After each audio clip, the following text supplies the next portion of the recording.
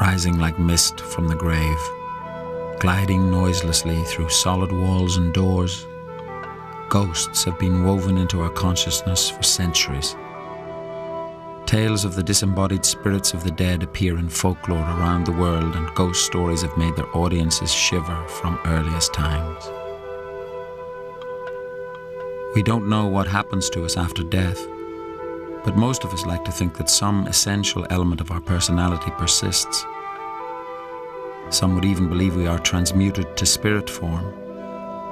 And from this arises the unsettling possibility that in some cases, the process can go wrong.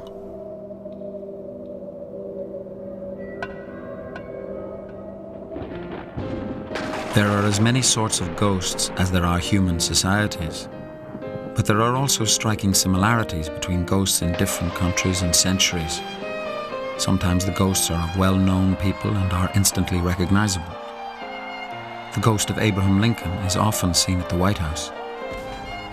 The many deaths in the American Civil War deeply troubled Lincoln. Perhaps this is what prevents him from resting eternally in peace. Unlike Lincoln, other ghosts may be anonymous. One of the more common motifs is the White Lady, often clad in flowing white robes.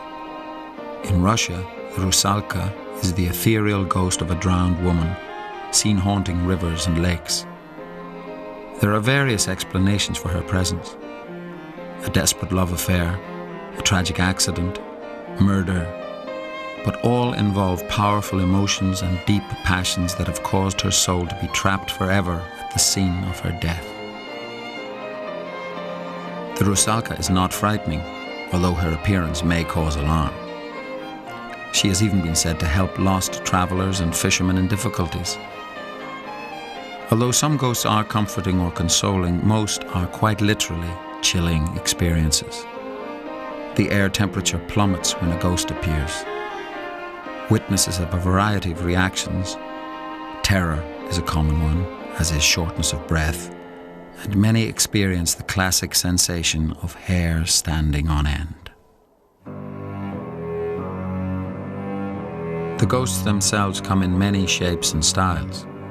They have been ethereal or solid, grotesque or beautiful, talkative or silent. They can be men, women, or children, animals, vehicles, or even entire buildings. Whatever form ghosts take, the living recognize that they are in the company of something unreal, something which defies natural laws and challenges the safety of their known world. But our fear of the unknown competes with our fascination, and our deeply felt interest in ghosts has hardly diminished over time. In any sample of society in any century, someone is more than likely to have seen a ghost. There is no shred of scientific evidence to support the existence of ghosts, and no single ghost sighting has ever been objectively proved. Yet ghost encounters are, and always have been, one of the most common supernatural experiences.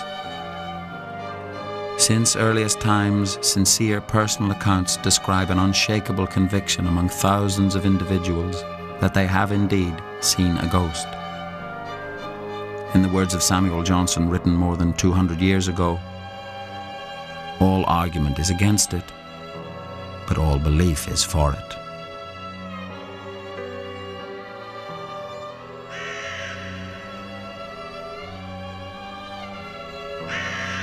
In the Middle Ages, ghosts were known to engage in battles with the living and even appear as entire hordes.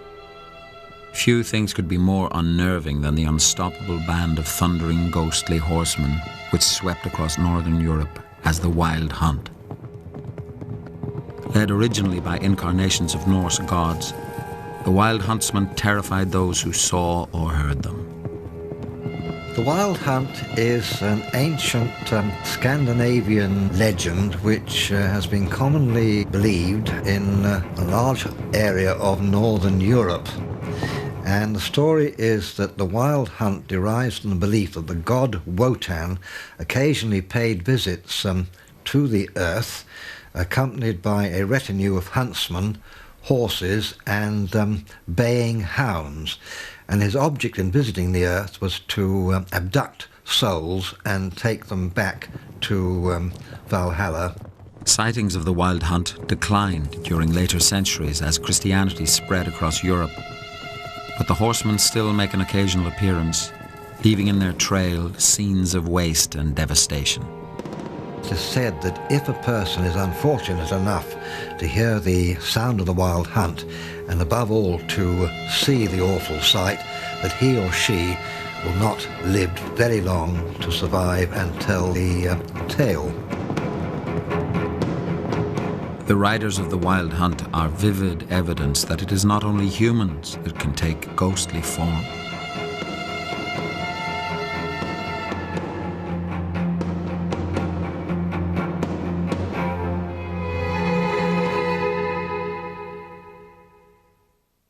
Legends of phantom coaches and, of course, horses and mysterious riders are part of folklore everywhere. So I suppose that's sort of kind of extension from ghosts.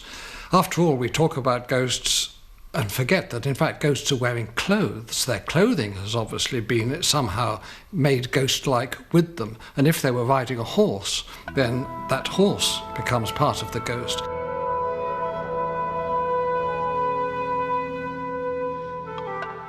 The chilling image of the headless horseman in the twilight is familiar across Europe and North America. Deeply embedded in tales of murder and revenge, these figures typify the ghost condemned to repeat eternally the journey of its villainous life.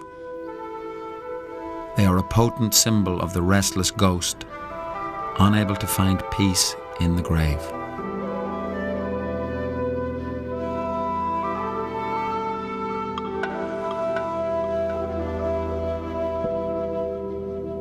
A great many ghost stories involve other things other than people. For instance, ghost ships. Ghost ships are a very long-standing tradition. There is, of course, the legend of the Flying Dutchman, but that's far from being the only one. There are many different versions of the Flying Dutchman story. One takes place in the early 1800s when a ship sailing around the Cape of Good Hope met with bad weather. The crew begged their captain to head for shelter. This he refused to do, and challenged God to sink his ship. At this, an apparition appeared on the deck, and the captain, before his terrified crew, ordered it to leave and threatened to shoot it. His pistol exploded in his hand. The apparition then pronounced its curse, which was for the captain to sail forever without rest, a source of ill luck to anyone who sighted the doomed ship on its ceaseless voyage.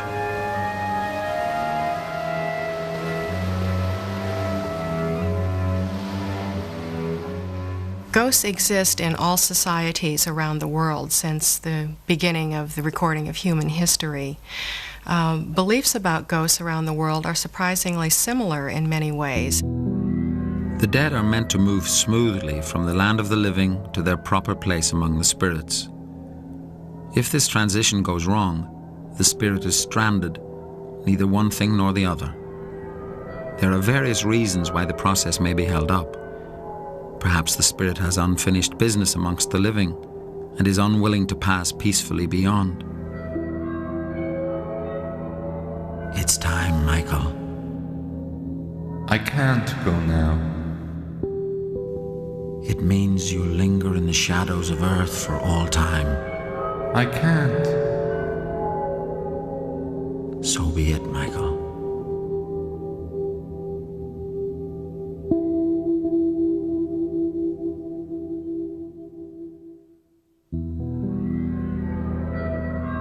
Anyone can become a ghost. There aren't any rules that apply that if you do certain things in life, you're going to become a ghost. A ghost is our evidence of survival after death, and a ghost can take many forms. It can appear as an apparition. It can appear as some sort of recording caught in time and space. But ultimately, we believe in ghosts because we really need them. We need them as evidence of the survival of our soul. We also need them to reassure us of things in our own world. Ghosts come to offer advice, they come to give warnings, they come to console us. They validate a lot of things for us in the world of the living, and also reassure us that we will not come to an end once our physical life is over. It is required of everyone that the spirit within him should walk abroad among his fellow men. And if that spirit goes not forth in life, then it is condemned to do so after death. So I cannot rest, I cannot stay, I cannot linger anywhere.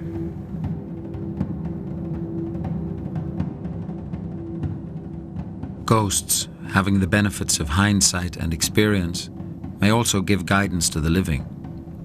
The novelist Charles Dickens had seen ghosts himself, and they played central roles in his fiction. In one of Dickens' most popular works, A Christmas Carol, ghosts teach Scrooge the error of his ways and change his wretched life before it is too late.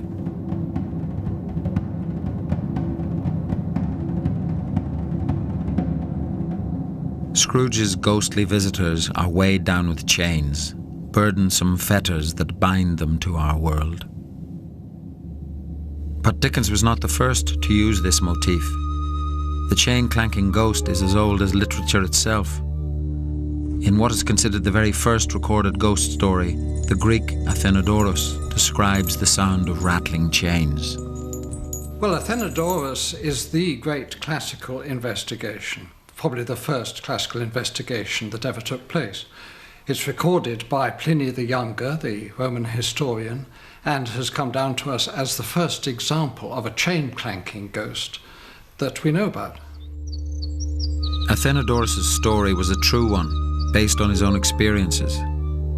The events took place in Greece more than 2,000 years ago and center on a house known to be haunted by the particularly noisy and troublesome ghost of an old man. Taking advantage of the attractively low rent and unmoved by the dire warnings of previous inhabitants, Athenodorus moved in.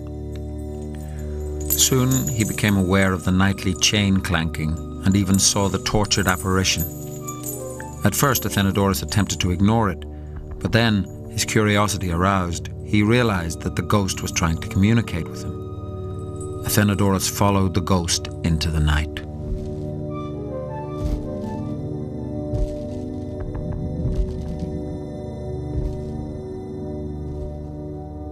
Next morning, Athenodorus fetched the local magistrate and led him to examine the spot where the ghost had taken him before it suddenly vanished in the night. Athenodorus was convinced that the ghost had a reason for his haunting. He wondered if the spirit had no proper resting place and decided that there would be no peace in the house until he solved the puzzle of the unhappy apparition. In the night, Athenodorus had marked the spot with a handful of leaves. There, he was sure, lay the solution to the mystery. When they dug at the spot, the remains of a body were found. The bones were reburied with proper ceremony, and the ghost was seen no more. Justice had been done, and the ghost could rest in peace. Not all ghosts are so easily satisfied. Some come for only one thing, to deliver a sentence of death. Messengers of death appear in many societies, and their grim warning can never be revoked.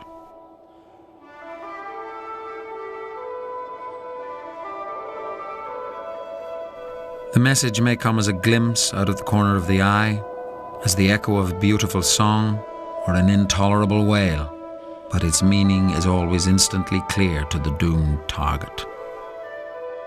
One of the most common types of ghosts is the death omen ghost, the ghost who appears to warn of an impending death. The banshee falls into this category, the banshee of Irish and Scottish folklore.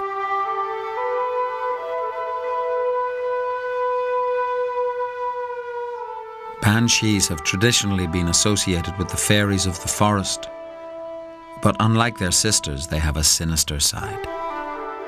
Banshees are a Celtic, essentially an Irish belief they are a form of crisis apparition insofar as their howling is sometimes said to be heard when a death is about to take place. Comparatively few people have actually seen a banshee, but they are said to sometimes appear in different forms, sometimes as an old woman, sometimes as a young one, and sometimes as a woman who has been seen on the banks of a river engaged in washing clothing, which is sometimes said to be the clothing of the person who is about to die. In the year 1318, the Norman knight Richard de Clare met his banshee. On his way to battle in Scotland, he saw a loathsome woman at the river's edge. Richard watched with alarm as she washed out copious quantities of blood and gore. Fascinated with horror by the quantities of blood, he asked the woman whose garments they were. "Yours," she replied. Richard attempted to dismiss the woman as a lunatic. Yet the next day he lay dead on the battlefield, his clothes soaked and caked with blood. Some old Irish families, such as the O'Briens, O'Malleys, O'Rourke's and O'Donnells, have their own personal banshees who act almost as guardian spirits to the family. They seem both to lament a death and to celebrate the crossing over of another member of their clan. Even when living individuals emigrate, banshees continue to watch over them. Their deaths have been announced by the familiar wails as far afield as North America and Australia.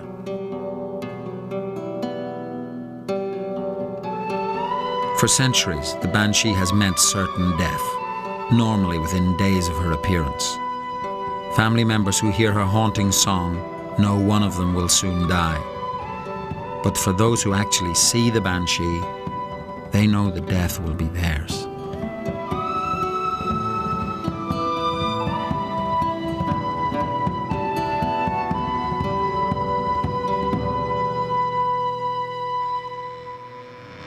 Few ghosts take a more direct hand in the affairs of the living than those who haunt the Japanese. Japanese ghosts can take many forms. They'll usually wear white because white is the colour of death. Ghosts are very closely linked to death, of course, because they haven't died properly. That's why they're ghosts. They'll also look very dishevelled. Their hair will be disarranged, and that's because the reason for being a ghost is that you have some kind of passion which prevents you from really going into the world of the dead or into extinction. And as long as you have that passion, nothing else is on your mind. You don't brush your hair, you don't comb your hair, you don't wash it, and it becomes a riot of hair. Now, ghosts also in Japan tend to be female. And the reason for that is the strong emotion, the emotions of the heart, are traditionally thought to be more matters of women than men, because women, it is thought, have less self-control. In Japan, ghostly activities are taken for granted. They intrude everywhere and can be the cause of much misery. While a rich spiritual past and the fusing of different religions may account for the sheer variety of Japanese ghosts, they do not explain why ghosts intervene so actively in everyday life. Japanese ghosts have some powers that Western ones don't have. For example, Japanese ghosts can kill. In the West, a ghost can inspire somebody else to take revenge for them. Hamlet's ghost, for example, tries to get the younger Hamlet to murder Claudius. A Japanese ghost wouldn't need to do that. The Japanese ghost could come back and kill for him or herself. And they can do this by driving the person insane and to suicide. Or they can do it much more easily by breathing on them some malevolent spirit and killing them. In the famous story of Yuki-onna, the Lady of the Snows, Minokichi and his companion were trapped by a blizzard while out chopping wood. They stumbled upon a derelict shelter and gratefully lay down for the night. Sometime later, the door opened, and Minokichi was horrified to see the ghost, Lady of the Snows, heading towards his friend. With one fatal breath, the old man's life was extinguished. Minokichi was frozen with fear as he looked into the eyes of certain death. At the last moment, the ghost drew back. Struck by Minokichi's beauty, she spared his life on condition that he tell no one what had happened. She swore to kill him if he broke his promise, then went out into the frozen night.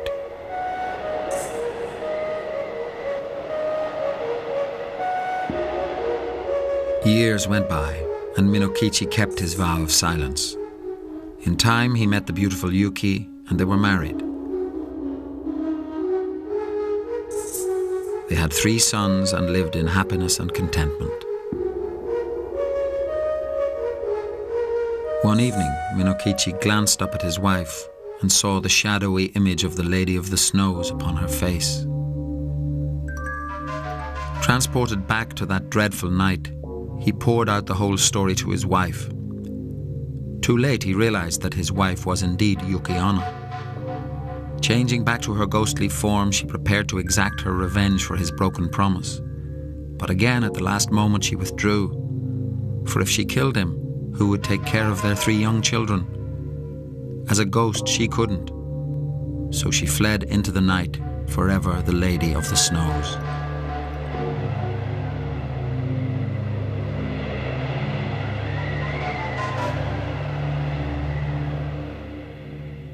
Not surprisingly, illustrations of ghosts and ghost stories have been a prominent part of Japanese popular culture.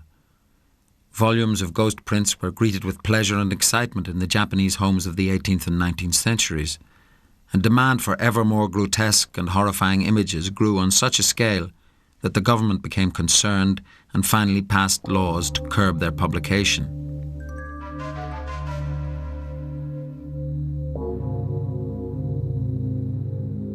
There's a long tradition of ghost painting in all of East Asia. And one reason for that is that, according to ancient Chinese painting theories, some of which go back to the early centuries AD, a good painter can paint human beings, but only a superlative painter can paint the unknown, spirits, because nobody's seen them. Few people have seen them. The painter himself probably hasn't seen them. And so to be able to depict them with conviction is the hardest task. An ancient Japanese game underlines the importance of ghosts in popular culture. Originally played by the samurai warriors to test their courage, 100 stories became a popular form of home entertainment in the 18th and 19th centuries. It was played in the summer at night by a group gathered around 100 lit candles. Each person took turns in telling their most flesh-creeping stories.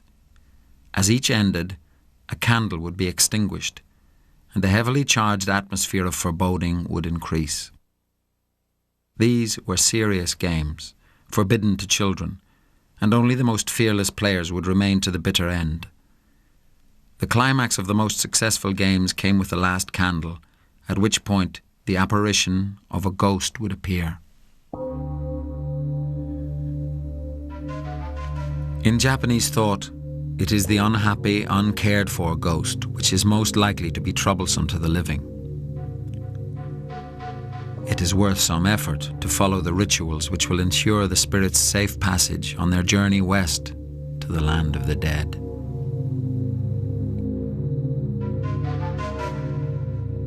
Candles are widely used during the transition of souls to the afterlife. All over the world, a lit candle is said to repel demons and evil spirits and to protect the soul of the newly dead.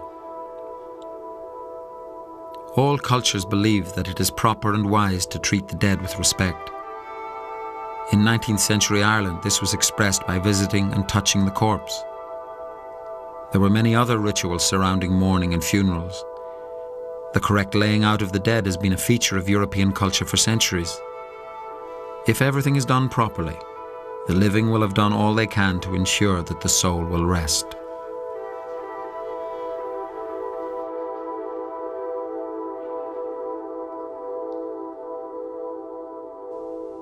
Mirrors, always powerful in mystical thought, have long been considered confusing to a soul weakened by its approach to death.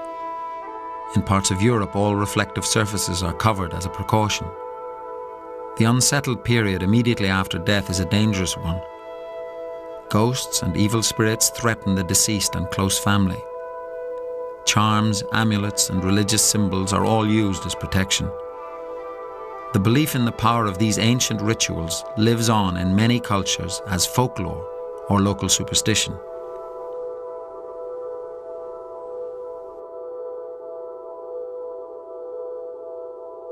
In the Scottish lowlands, candles are still waved over corpses in a pre-Christian ceremony.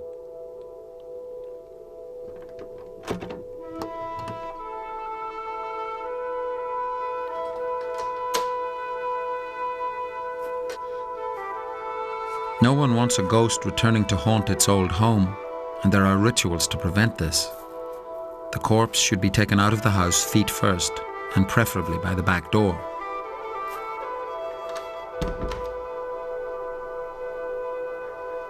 Its progress to the grave must be slow and solemn, and may include stops at places with special meaning for the deceased, to give the spirit the chance to take a final farewell.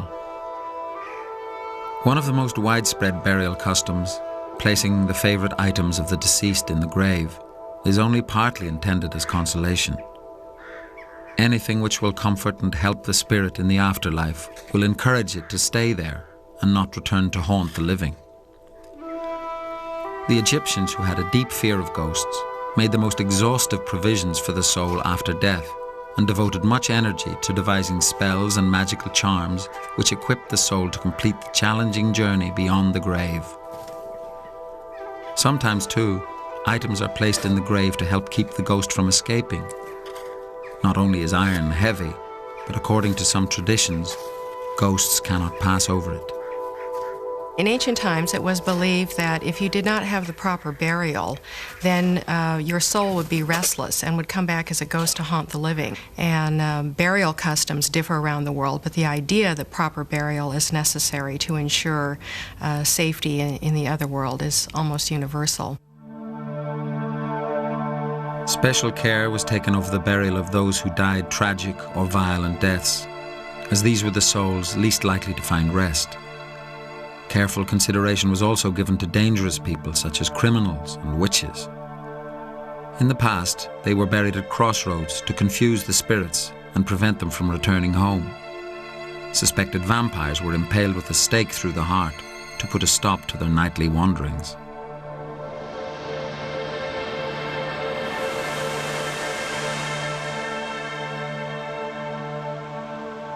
A cemetery is a calm and peaceful place, and most cultures try to keep it that way. Iron railings ward off evil spirits and hold in ghosts.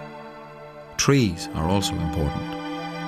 In China, cypress trees are said to give strength to the souls of the departed. And in Europe, yew trees are not only symbols of regeneration, but also have invasive roots which are said to secure the dead in their graves. So too do the heavy headstones. Even after the funeral, the danger is not over. Despite the most rigorous precautions, it is still possible for ghosts with a particular problem to try to return to their homes. Mourners may take a different route home from the cemetery in order to try to mislead the spirit. In extreme cases, doors or even whole houses may be repainted to confuse it.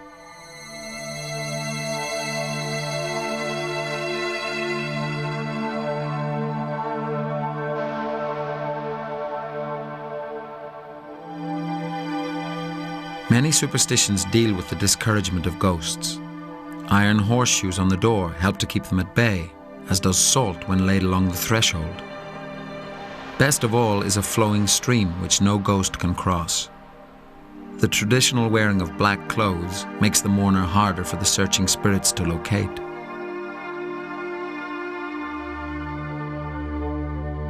For those who have failed to protect themselves from ghosts, the appearance of a representative from beyond the grave may not necessarily cause revulsion or fear. Sometimes they may be positively welcomed.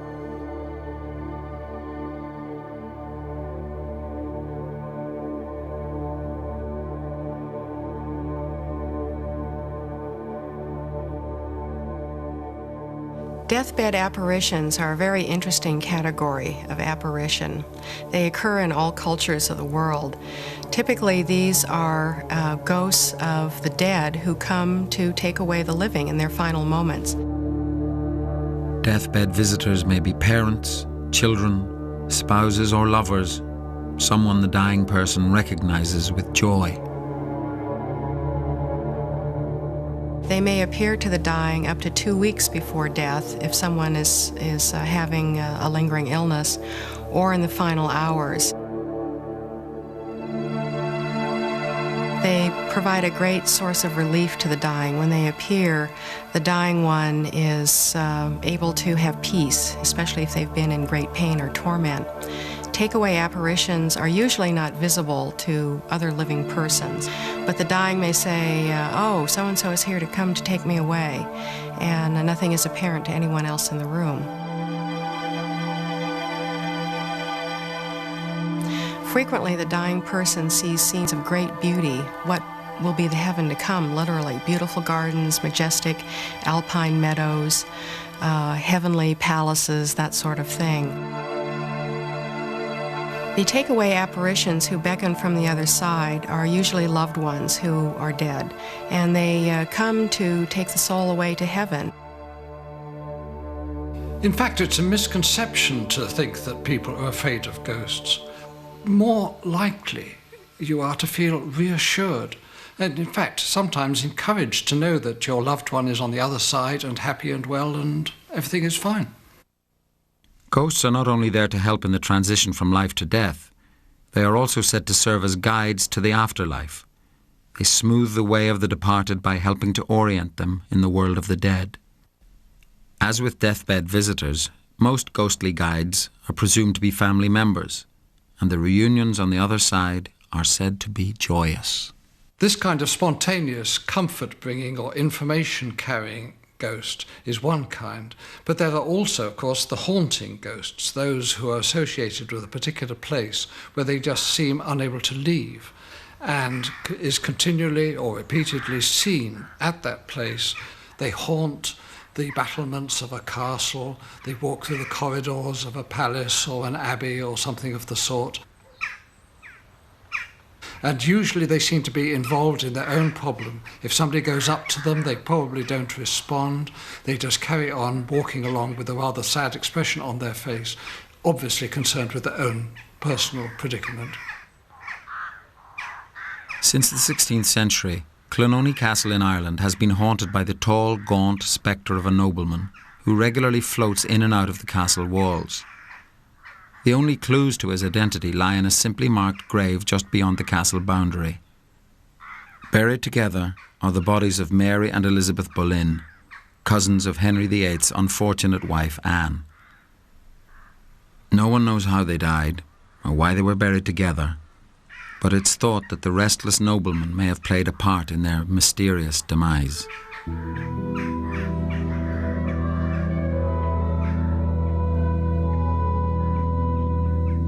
Haunting ghosts are rich with dramatic potential and can be found gliding eerily through our literature. William Shakespeare, the greatest playwright in the English language, introduces ghosts liberally into many of his works, especially the history plays such as Richard III and Julius Caesar. In his tragedies, the hauntings are crucial. The ghost of Hamlet's father is the trigger for disaster, while in Macbeth, it is the ghost of the murdered Banquo who remorselessly drives Macbeth into insanity.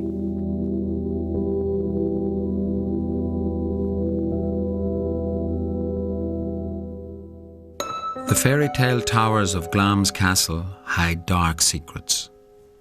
Birthplace of the Queen Mother, it's the oldest inhabited castle in Scotland. It is also the most notorious. In 1537, the beautiful Lady Glamis was burned at the stake after being accused of trying to poison the Scottish king. Her ghost is still seen walking eternally in the gardens which she had loved.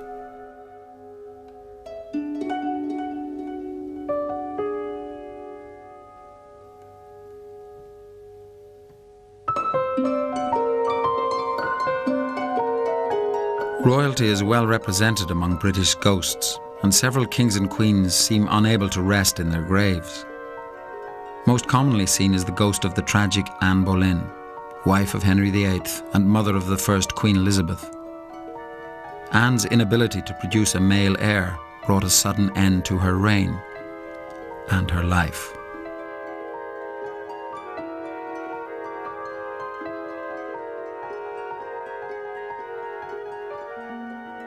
To enable Henry to move on to his next wife, the young and beautiful Anne was imprisoned in the infamous Tower of London. Trumped-up charges of adultery, witchcraft and treason were brought against her, and in the year 1536, Anne was beheaded.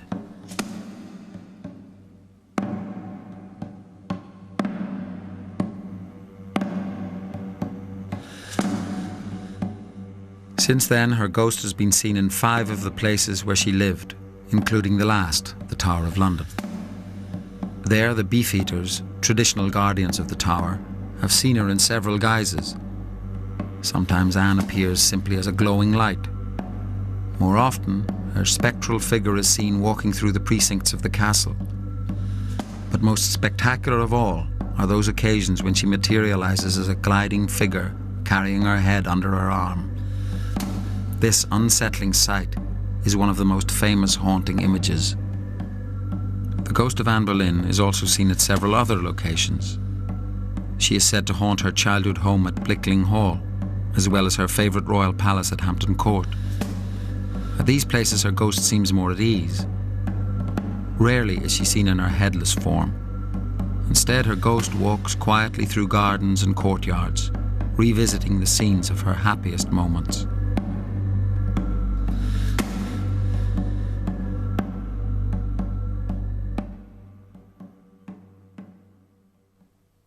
Certain buildings become famous for their resident ghosts. The White House in America is such a place. It's interesting that Abraham Lincoln, who later became a most active ghost, was himself fascinated by spiritualism. In an effort to communicate with his dead son, he sought the help of several mediums. We do not know whether he ever contacted his son, but the messages received during the long seances are credited with, among other things, convincing him of the evils of slavery.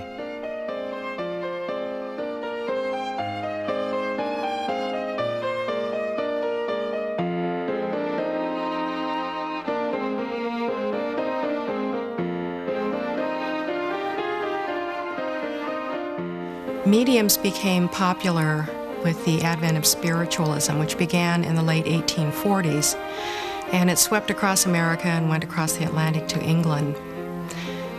They became very popular especially during the Civil War in America, when there were so many bereaved people desperate to receive reassurance that their loved ones were all right in the afterworld. Seances became the height of fashion in home entertainment, and the most popular mediums were heavily booked. People who had barely known that a spirit world existed were now experiencing contact with the dead nightly. A seance is a gathering that is an attempt to communicate with the dead. People gather around a table with a medium. It's usually held in a darkened place. They may hold hands around the table. And when the medium is in a proper altered state of consciousness, phenomena begin to happen.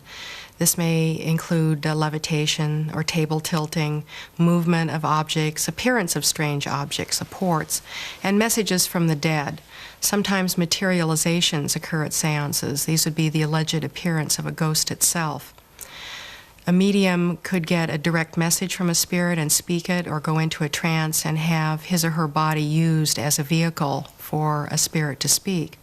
There was quite a bit of trickery associated with mediumship in the 19th century and even into the 20th century, but yet there are many cases of interesting phenomena that occurred that can't be explained. Seances were unpredictable, and that quality attracted many. Once contact with the other side was established, anything could happen. Freshly gathered exotic flowers with the dew still upon them could appear from nowhere. Musical instruments and the favorite possessions of the departed might also appear. Lincoln himself saw a piano rise unaided into the air.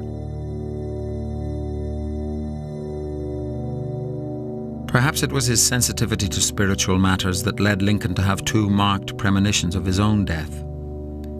Before his election in 1860, he had been alarmed by seeing a second, detached image of himself in his mirror. Just 10 days before his assassination in 1865, he had a powerful dream which was to come true. He wrote in his journal, "I retired late. I soon began to dream. There seemed to be a death-like stillness about me. Then I heard subdued sobs as if a number of people were weeping. I thought I left my bed and wandered downstairs. There the silence was broken by the same pitiful sobbing, but the mourners were invisible. I went from room to room. No living person was in sight, but the same mournful sounds of distress met me as I passed along. Determined to find the cause of a state of things so mysterious and so shocking, I kept on until I arrived at the East Room, which I entered. Before me was a catafalque, on which rested a corpse wrapped in funeral vestments. Around it were stationed soldiers who were acting as guards, and there was a throng of people, some gazing mournfully upon the corpse, whose face was covered, others weeping pitifully. "Who is dead in the White House?" I demanded of one of the soldiers. "The president," was his answer. "He was killed by an assassin." Then came a loud burst of grief from the crowd, which awoke me from my dream. I slept no more that night, and although it was only a dream, I have been strangely annoyed by it ever since. Lincoln's murdered body was taken to his home in Springfield, Illinois, where he was buried. Even the funeral train that carried his body became supernaturally charged.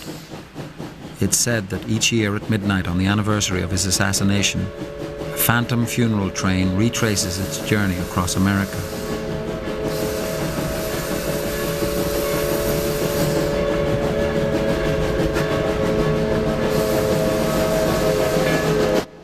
Clocks and watches along the route stop as it passes.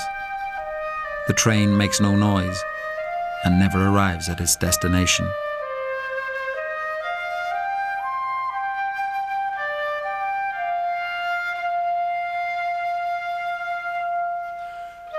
Several visitors to the White House have reportedly seen the recurrent ghost of the assassinated president. First Lady Grace Coolidge, President Harry Truman, even British Prime Minister Winston Churchill received a visit from the ghost when he stayed at the White House. Queen Wilhelmina of the Netherlands gave a clear account of her ghostly encounter with Lincoln. One night during a visit to President Roosevelt, she was in her room reading her Bible. She answered a knock at her door and was confronted by a tall, bearded man in a top hat and 19th century clothes. She only realized the next morning that it was the ghost of Lincoln that she had seen. After his death, his widow, Mary Todd Lincoln, went under an assumed name to the spirit photographer William Mumler. The resulting photograph shows a misty image of the dead president next to his wife. Bostonian William Mumler was at the forefront of a new vogue. In 1861, he had developed a photographic plate which seemed to contain a ghostly image. The idea was born, and soon spirit photographers were being produced to order.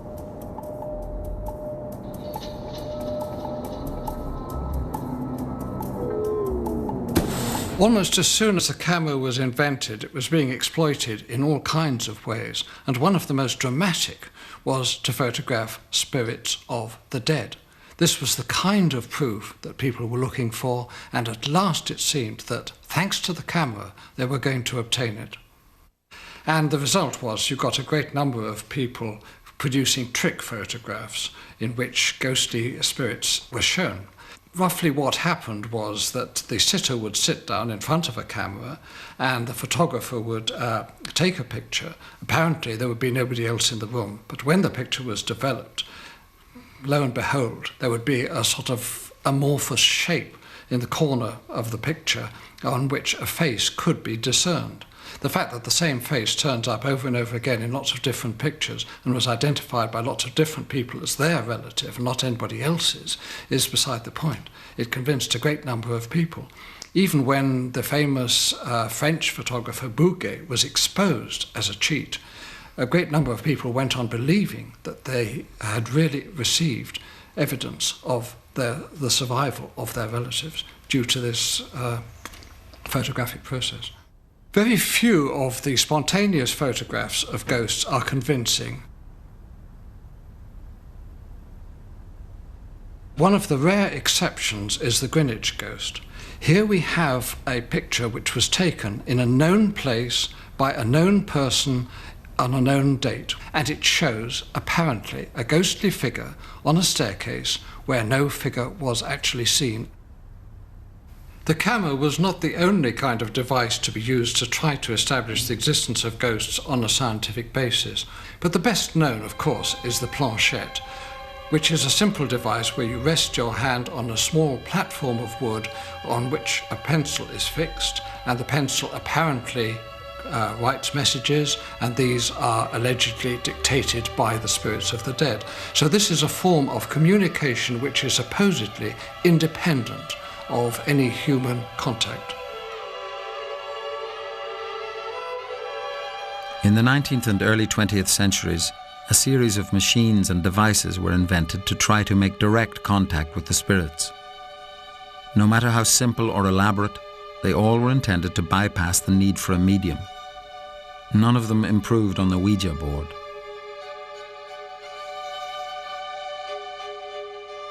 The Ouija board, which is how most people speak of it, is in fact derived from the two words oui, which is yes in French, and ja, which is yes in German. Once again, the idea was that we would put questions to the spirits and they would answer. And so an arrow or something would be directed in the direction of a particular letter or a particular numeral, or simply the answers yes or no to the questions that were posed.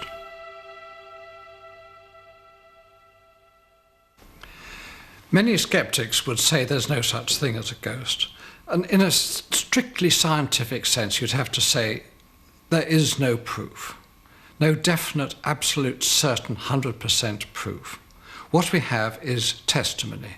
We have more than 2,000 years of stories of ghosts. Are we really going to say that every single one of the people who tell us these stories was imagining it? More ghostly occurrences attached to Cloughan Castle than to almost any other site in Europe. Located in Banagher, Ireland, Cloughan has been inhabited for more than 1,000 years. During its history, it has been the scene of much bloodshed. Norman invaders were driven out in 1336 by Owen O'Madden, the great Irish chief who settled there with his clan. 2 centuries later, the O'Maddens again defended their land. This time it was against English invaders. In 1595, they were attacked by the Elizabethan English army. There was a terrible battle here, and 200 people were killed in one day.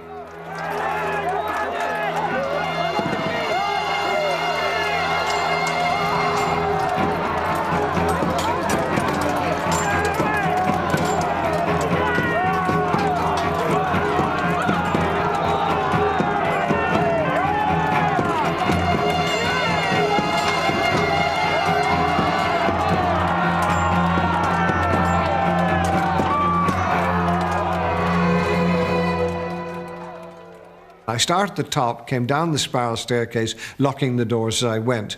And I banged a lock like that, and at that moment a silvery shape shimmered in the corner. And at the split second, the door shut. The most unearthly scream went up, high-pitched screaming. And this went on for about a minute, and then complete silence.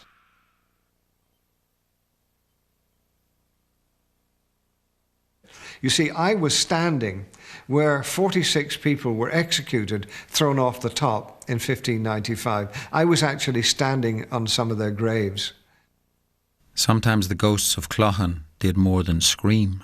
We had the strange experience of my caretaker saying that we're having a very odd thing happening. We've got a cushion in the dining room, which is being moved every Wednesday and Sunday night. It's always moved in the same way, from the right.